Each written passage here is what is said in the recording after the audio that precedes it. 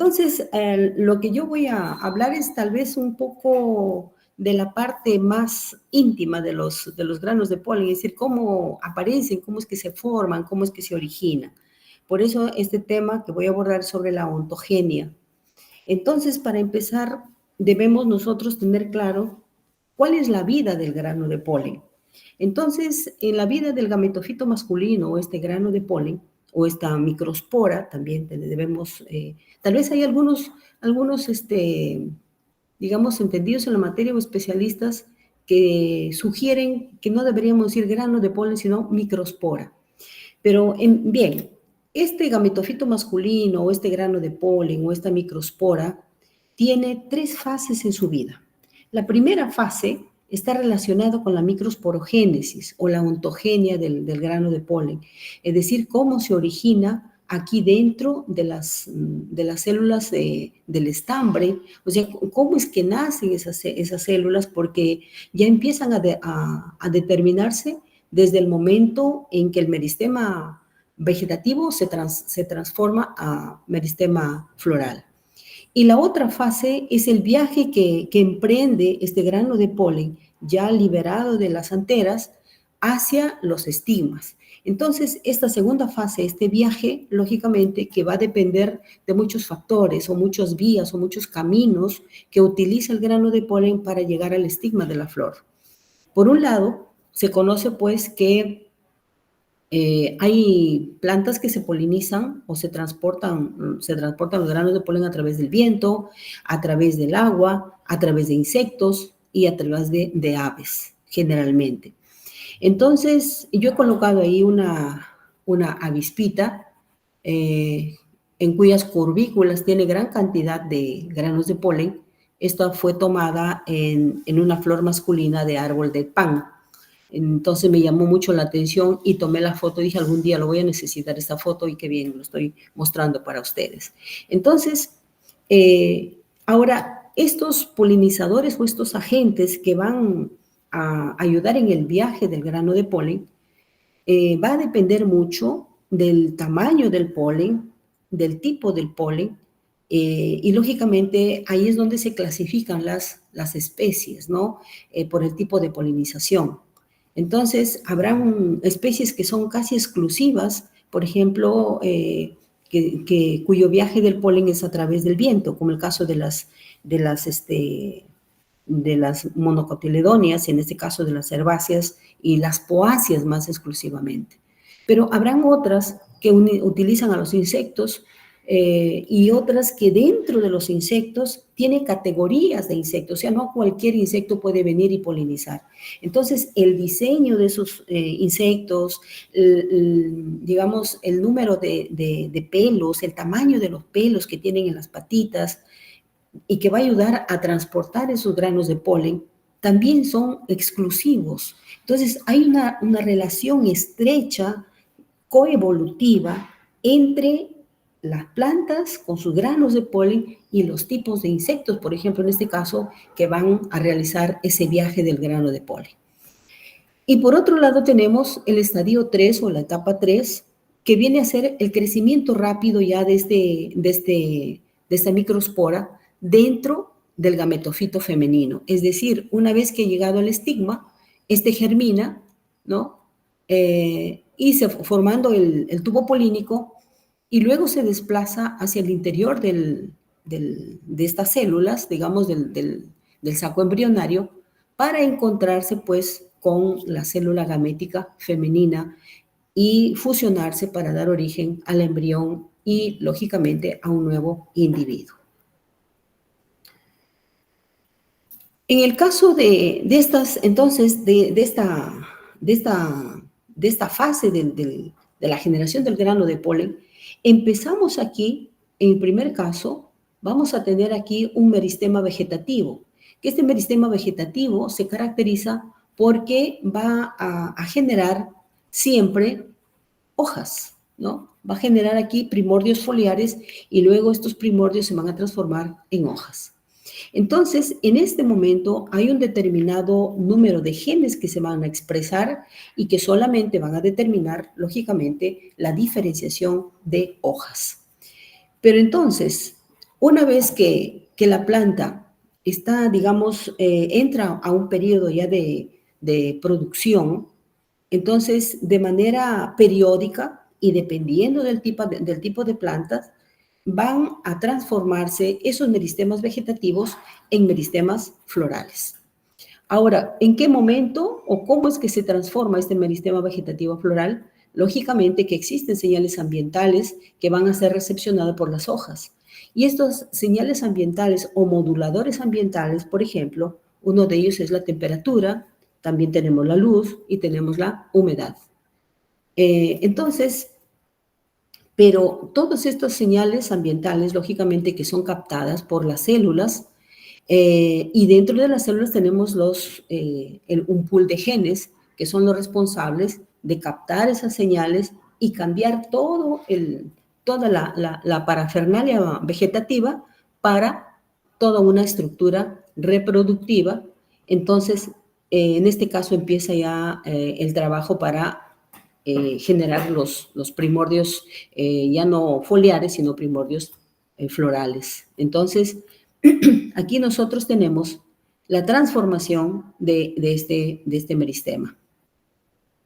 En vista lateral, en un corte lateral, veríamos así, ¿no? Donde uno de las primeras, digamos, diferenciaciones basales corresponderán a los sépalos, luego a los pétalos, a los estambres y a los carpelos, es decir, las hojas carpelares que van a formar el ovario. Entonces, toda esta transición, lógicamente, obedece a un cambio de vegetativo a reproductivo. Ahí existe un modelo, y también ahí les voy a dejar, al final está la literatura, y les voy a alcanzar esos trabajos para que los interesados, si quieren profundizar un poco más, entrar, digamos, en la parte molecular, en la parte genética de toda esta transformación, lo puedan leer. Entonces, en la arquitectura del meristema vegetativo, vamos a encontrar 3 niveles de células aquí en esta zona meristemática, donde es ampliamente conocido que es una zona desorganizada. Simplemente es un pool de células que están en constante crecimiento o en constante división. Sin embargo, hay regiones, aquí tenemos en el meristema 3 regiones. La región A, que es responsable de la diferenciación de todos los tejidos protectores del cuerpo de la planta. Entonces, aquí encontraremos que estas células, a partir de estas células, vamos a decir células madre, van a diferenciarse, por ejemplo, células epidérmicas, se diferenciarán los estomas, los pelos o tricomas y cualquier otro accesorio que tenga que ver con la protección superficial de la planta. Y a partir de aquí, lógicamente, se va a generar todo el tejido epidérmico y de protección de toda la planta, de hojas, de tallos, de yemas, etc. Y luego tenemos la zona B. En esta zona B vamos a encontrar que estas células van a dar origen a las estructuras del mayor cuerpo que se tiene, digamos, del mayor espesor o grosor que van a tener las especies, por ejemplo, en el caso de los árboles. Ahí se generará el tejido cambial y, lógicamente, el xilema, el floema, algunas células corticales que tienen que ver con todo el cuerpo o la parte maciza de un árbol o de un vegetal. Porque, sobre todo en las plantas que tienen crecimiento secundario, como son los árboles, ¿no? O las plantas perennes. Porque las plantas herbáceas no vamos a encontrar una estructura así tan organizada, digamos, como el caso de los árboles, porque las plantas herbáceas generalmente son anuales y no llegan a tener un cambio vascular verdadero, sino llegan máximo a procambium o metacambio. Y en la zona central, aquí tenemos C. Todas estas células madres van a dar origen al tejido medular, o sea, la médula del tallo. Pero eso de ahí, lógicamente, ocurre en un meristema vegetativo. Pero en un meristema floral, vamos a ver que estas células A que producen la epidermis y todo, se van a transformar, lógicamente, para dar origen ¿a quién? A los sépalos. Pero dentro de eso, lógicamente, también van a originar la epidermis que va a cubrir los sépalos. Porque si bien es cierto, se origina un sépalo, pero el sépalo tiene su epidermis, el pétalo tiene su epidermis, el estambre, la antera, también tiene su epidermis, todos tienen epidermis. Entonces, aquí habrán algunas células que no van a cambiar en cuanto a digamos, a su compromiso genético de generar células de protección a esos tejidos. Pero sí habrán células que se van a encargar de, lejos de originar células foliares, van a originar células, si bien es cierto, también tienen casi esa misma estructura, pero van a tener otro comportamiento en este caso, ¿no? Igual ocurre, por ejemplo, con la zona B. Si ustedes pueden observar aquí ya en el esquema de colores, en la zona B que está de color amarillo, aquí vamos a tener nosotros que se van a diferenciar, ¿quiénes? Se van a diferenciar los pétalos, se van a diferenciar los estambres. Y en la zona central se van a diferenciar, lógicamente, los tejidos que corresponden a las hojas carpelares, ¿no? Pero aquí en cada zona, lógicamente que tienen responsabilidad estas células, pero obedecen, como les había dicho, la expresión genética. Y hay dos genes, digamos dos, el BUS y el AGAMOS, que fueron determinados en los trabajos realizados en Arabidopsis thaliana, que serían los, digamos, estos dos genes o estos dos sistemas genéticos que van a trabajar de manera sinergística y antagónica. Mientras AGAMOS esté, digamos, presionando o inhibiendo al gen BUS, nosotros vamos a tener un meristema vegetativo. Pero, perdón, al contrario, cuando AGAMOS prevalece, vamos a tener un sistema vegetativo y esto también va a ser modulado por este gen BUS. Y el LEAF, que es también responsable por las hojas, entonces los tres van a trabajar de manera armónica y nosotros vamos a tener un meristema vegetativo. Pero cuando AGAMOS prevalece o inhibe al gen BUS, entonces ahí vamos a tener una manifestación de no solamente un gen, ni dos, ni tres genes. Por principio se dice que participarían por lo menos unos 15 genes solamente en esa determinación y localización de funciones celulares para la diferenciación de órganos florales. Pero ya hay trabajos, por ejemplo, en el caso de arroz, que se han hecho en mejoramiento genético y a veces se ven algunas anomalías. Entonces se han hecho trabajos a nivel de polen y se ha determinado que en esta configuración polínica y viabilidad del polen, por ejemplo, participarían hasta 60 genes, ¿no? Es una cosa bastante impresionante, ¿no?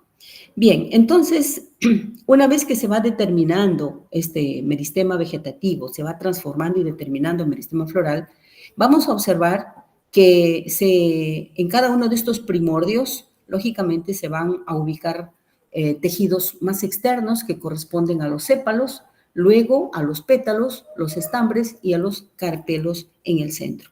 Entonces, a medida que van, digamos, va desarrollándose o va tomando cuerpo este meristema floral, lógicamente hay genes que se expresan y hay otros genes que se inhiben, como se muestra aquí en digamos, en estos esquemas que han hecho los autores cuando trabajaron en Arabidopsis. Entonces, si bien es cierto, hay genes que se expresan para la diferenciación de cada uno de estos órganos florales, a la vez internamente también tienen sus supresores. Entonces, eso les comento con la intención de que ustedes tengan una idea de que hay algunos que impulsan y otros que inhiben. Son altamente sensibles a las condiciones ambientales. Por lo tanto, cualquier cambio en el ambiente, lógicamente que se van a reprimir unos y a expresar otros. Y generalmente cuando hay una represión, cuando la flor ya ingresa o empieza ya empieza a desarrollarse el programa genético, en otras palabras, y si en el camino se encuentra problemas ambientales, pues simplemente las flores abortan, las flores caen, simplemente no cuajan, entonces, o no se diferencian totalmente las células embrionales. Entonces, ahí hay problemas, y los problemas específicamente cuando se trata de especies de importancia económica y de producción. Bien, entonces, como hemos visto aquí, empieza la determinación celular. Pero esta determinación celular, ¿a qué nos conlleva?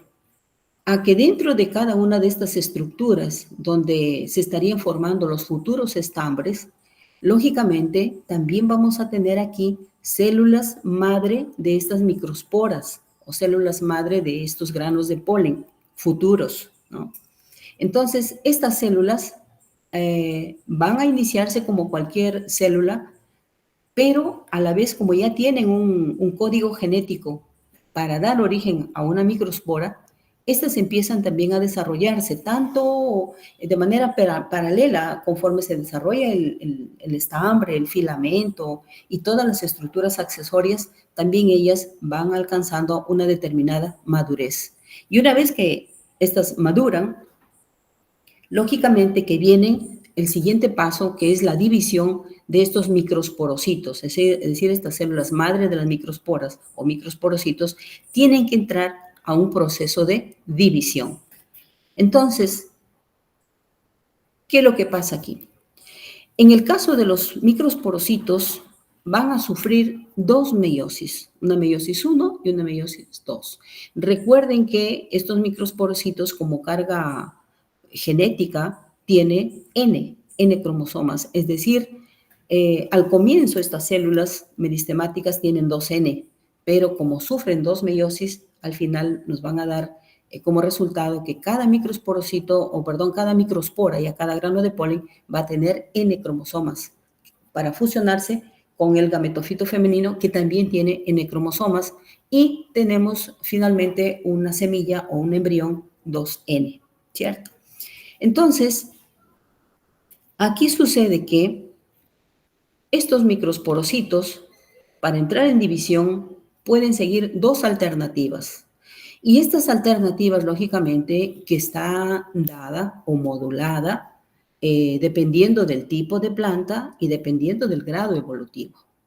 Entonces, cuando entra en división y se tiene todo ese proceso hasta tener el grano de polen, ahí vamos a tener la sucesión o el desarrollo de toda esa morfología que nos ha mostrado Stephanie, donde cada especie es única y exclusiva en su diseño y estructura morfológica.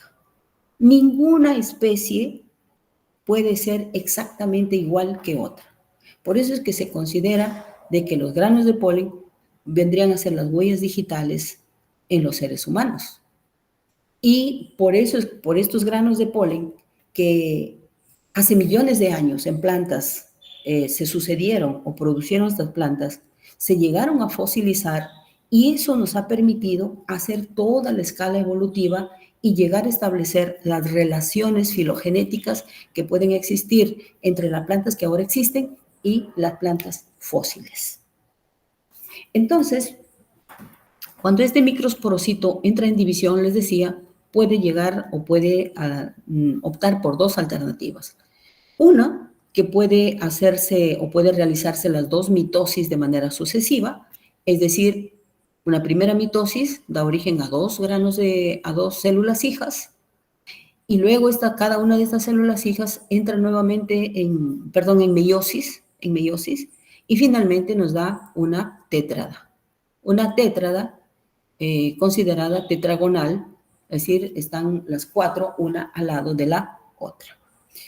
Pero también hay otros grupos vegetales donde puede sucederse estas dos meiosis de manera simultánea, es decir, al mismo tiempo, y como resultado tenemos una tétrada tetraédrica. Entonces, todas aquellas especies que presenten este tipo de tétradas de una estructura tetraedral es porque en la división del microsporocito se ha llevado a cabo de manera simultánea las dos meiosis. Y las que tengamos de tetragonal se han llevado a cabo sucesivamente las dos meiosis. Ahí hay un ejemplo, es en Hymenocallis caribea, aquí en una primera división, una primera meiosis, donde tenemos las dos células hijas, luego cada una de estas ya están entrando en división, y finalmente tenemos las 4 células hijas de manera tetragonal. Bien, en el momento en que empieza esta división celular para dar finalmente esta microspora o este grano de polen, hasta el momento que tenga 2 núcleos, aunque algunos autores lo consideran al grano de polen como 2 células dentro de una misma estructura, pero hay otra corriente donde se dice que el grano de polen tiene 2 núcleos, ¿no? Entonces, desde el momento que empieza la primera división, se empiezan a generar todas estas estructuras, que también lo mostró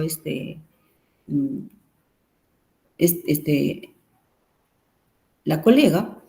Entonces vamos a encontrar, lógicamente, como toda célula vegetal o toda célula, va a tener sus núcleos, va a tener su citoplasma, su membrana citoplasmática, luego viene la intina y la exina.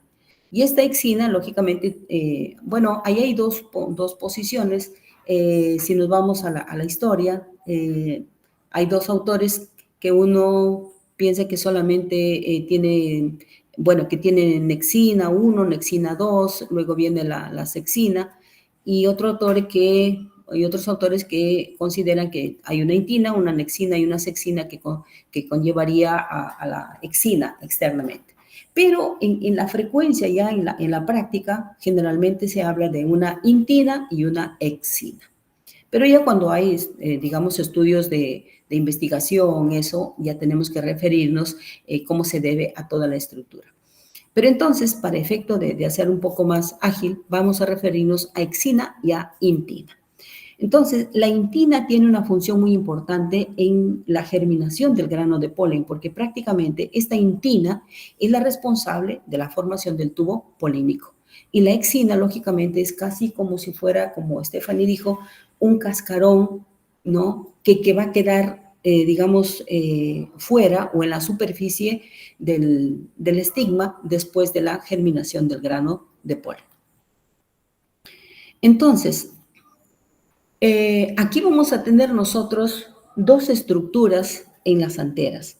La parte externa, que es una estructura diploide, porque es tejido maternal, y en la parte interna que vamos a tener las microsporas o los granos de polen, que eso sí ya es un tejido o una estructura haploide. Entonces, cuando los microsporocitos entran a división celular, ¿no? Van a dividirse en 4 células, y tan pronto empieza esa primera división, lógicamente, que hay un depósito de primexina. Este depósito de primexina va a, digamos, a estar debajo o de manera como un aislante de la calosa que va a separar entre las células hermanas, ¿no? Entonces, tan pronto las células empiezan a dividirse, estas lógicamente también empiezan a formarse las paredes, y dentro digamos en la parte superficial de la pared, la calosa, porque luego esa calosa se va a diluir en el momento que ya se liberan los granos de polen. Entonces, antiguamente se pensaba de que cuando los granos de polen empiezan ya a separarse como hijos del estadio de tétrada, recién empezaba el depósito de esporopolenina, pero actualmente se sabe que el depósito de esporopolenina ya empieza cuando hay depósito ya de esporoprimexina, es decir, mucho antes que se separen los granos de polen, ya hay depósito de esporopolenina. Entonces, y esta esporopolenina ya es mucho más, digamos, el depósito es mucho mayor cuando este grano de polen estaría ya en uninucleado. Bueno, y en el caso de los uninucleados hay un uninucleado temprano, medio y tardío. Para algunos autores consideran que hay hasta 14 estadios, ¿no?, dentro del desarrollo, dentro de la microsporogénesis, pero para otros hay 12, como en este caso, ¿no?, que es lo más, digamos, lo más acertado y lo más fundamentado. Entonces, aquí, por ejemplo, cuando el grano de polen ya pasa del estadio de tétrada y quiere ya liberarse, el grano de polen va a tener un solo núcleo. Entonces, hay un tiempo ahí con un núcleo, luego este núcleo se va a, digamos, a desarrollar también y se va a dividir para dar origen al otro núcleo, y luego ahí entramos entonces al estadio del binucleado. Entonces, aquí en el uninucleado tendremos un uninucleado temprano, que es digamos, el grano de polen tan pronto ya completó su desarrollo dentro como parte de la célula madre. Luego viene el uninucleado medio, cuando el núcleo crece porque se va a dividir, y el uninucleado tardío, cuando está a punto de dividirse o a punto de separarse ya los dos núcleos dentro del mismo grano de polen. Entonces, luego entra ya digamos, al estadio siguiente, que es el estadio binucleado o bicelular, como consideran algunos autores, pero aquí también tenemos entonces un binucleado temprano, es decir, cuando los núcleos hijos se acaban o hermanos se acaban de separar y aún no tienen la membrana nuclear completa. Habrá un binucleado medio, cuando ya alcanza, digamos, el desarrollo completo de la membrana, y un binucleado tardío, cuando ya el grano de polen está listo para polinizar, es decir, está fisiológicamente maduro. En algunos casos lo consideran tricelular, pero el tricelular ya sería cuando ingresa, o sea, ya en el proceso de polinización. Particularmente para mí, el desarrollo del grano de polen terminaría aquí, en el estadio 10, porque ya aquí en el tricelular ya, digamos, está ya en la fase en la fase 3 de la parte final del desarrollo, cuando ya va a juntarse o a unirse a la célula gamética femenina. Pero entonces, como pueden observar, hasta el estadio 10, es decir, hasta el momento donde el polen estaría fisiológicamente maduro, la deposición de la esporopolenina termina recién ahí. O sea, cuando ya alcanza la madurez, ahí termina la deposición de esporopolenina. Y esta esporopolenina es una sustancia química considerada, como dijo Stephanie, una de las sustancias o elementos más fuertes que existe en la naturaleza. Es un biopolímero.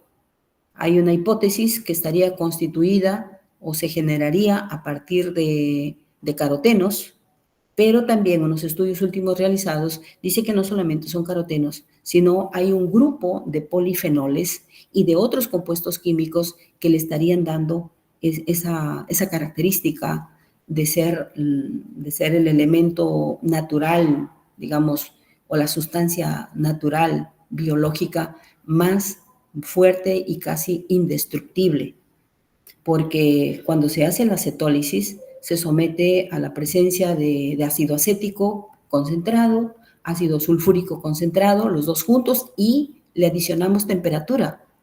Entonces, a esa temperatura pues no podría sobrevivir una célula. Sin embargo, esta estructura o este cascarón sí sobrevive, y eso también ha permitido pues la fosilización. Si no se hubiera destruido y no podríamos tener la información que nosotros tenemos ahora. Bien, y en la parte externa, solamente para mostrarles un poquito, la parte externa, digamos, delantera del saco polínico, que está alojando los granos de polen, ahí encontramos un tejido epidérmico, encontramos el endotelio, que es un tejido especial con unas células cuyo engrosamiento, cuyo depósito de pared se asemeja un poco a la disposición de, digamos, del material metálico que se coloca en los neumáticos y que tiene justamente ese comportamiento o esa característica flexible, porque este endotelio es el que va a regular, digamos, va a regular la posición o el espacio de los granos de polen de tal suerte que no puedan ser, digamos, dañados si es que hay una baja temperatura o una alta temperatura. Entonces, él es el que regula y el que se encarga de que se mantenga esa estructura donde no puedan sufrir daños mecánicos, en este caso, los granos de polen. Y luego hay un estrato de células parietales que es casi como un aislador del endotelio, y luego está, lógicamente, el tapete. Este tapete que, según los últimos estudios, se dice que hay dos tipos de tapete. Hay un tapete, digamos, ameboide, donde estarían nadando o estarían suspendidos los granos de polen, y un tapete más consistente que está junto a las células o a los estratos parietales. Y que estas células, lógicamente, tienen muerte programada, porque tan pronto terminan su función o para terminar su función, estas gradualmente se van destruyendo, ¿no? Y al final se quedan solamente paredes celulares. Eliminan todo lo último que tienen, que hayan sintetizado, lo dejan suelto. Tal es así que, por ejemplo, también se conoce como polen kit o trifina, ¿no? Esas gotas aceitosas, brillosas, que le dan una característica especial a los granos de polen. Y que a veces es un problema porque en esa trifina o en ese polen kit pueden haber algunos otros compuestos químicos propios del vegetal que nos dan dolores de cabeza para poder limpiar los granos de polen cuando se somete a una acetólisis. Bien, entonces ahí, solo para cerrar esta parte, tenemos dos tipos de estructuras digamos, en las anteras, donde tenemos las células gaméticas constituyentes de las microesporas y las células somáticas que constituyen el tejido en sí, ¿no?, de las anteras. Entonces, finalmente, el polen fisiológicamente maduro tendría dos núcleos, donde uno de los núcleos, la célula vegetativa, se encargaría de generar el tubo polínico cuando en el momento de la germinación, es decir, cuando se abre uno de los poros o a lo mejor una de las colpas, a través de la cual tiene que salir el tubo polínico, y porque esa estructura ha sido digerida, la superficie ha sido digerida por las enzimas que se encuentran presentes en el estigma, cuya función justamente es digerir esa parte digamos, del poro o de la colpa por donde va a germinar el tubo polínico. Y eso también está regulado por una serie de, digamos, de componentes genéticos que tienen que ver con la síntesis de esos compuestos químicos, y también tiene que ver mucho con la compatibilidad o incompatibilidad en el momento de la polinización. A todo este proceso de averiguar el desarrollo se le conoce como microesporogénesis, y generalmente es frecuente realizarlo cuando se trabaja en mejoramiento genético utilizando las anteras o utilizando digamos, el cultivo de los granos de polen, pero que como técnica se conoce como técnica de cultivo de anteras, ¿no? ¿Cómo se llama? En arroz, por ejemplo, se ha tenido un gran éxito y es ampliamente conocido a través del cultivo de anteras para tener plantas, digamos, plantas haploides que luego puedan entrar en programas de mejoramiento genético. Y ahí en el esquema les presento, este es un trabajo último, interesante, de este investigador que ha trabajado en Theobroma cacao. Para ver algunas características, ha tenido ahí algunos objetivos de ver, han tenido, sobre todo en especies de cacao, que lo consideraban ellos digamos, como unos reservorios aislados pero que habían encontrado algunos problemas de, digamos, de fertilidad y empezaron ellos a ver por qué era el problema. Y entonces hicieron todo este proceso de microsporogénesis donde aíslan o toman, digamos, botones florales en diferentes estadios, desde los más pequeños hasta las flores que ya han sufrido antesis, para observar todo el desarrollo del grano de polen. Entonces ahí ellos han hecho ese acompañamiento desde las células iniciales o los microsporocitos, la división celular, etcétera, para ver si es que hay problemas de deformación de los granos de polen o si los granos de polen son o no viables, ¿ya? Entonces, para eso también se utiliza mucho este tipo de procesos. Bueno, ahí hay algunas referencias, algunos trabajos que les voy a enviar también, ya les va a alcanzar Alex, para que ustedes puedan, digamos, leer alguna cosa más que les interese sobre esta parte básica y de fundamento. Muchas gracias.